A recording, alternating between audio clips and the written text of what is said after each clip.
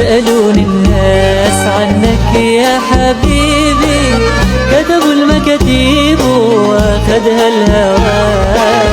يا عز علي غني يا حبيبي، لأول مرة ما نكون سوا. سألوني الناس عنك يا حبيبي، كتبوا المكاتيب واخدها الهوى.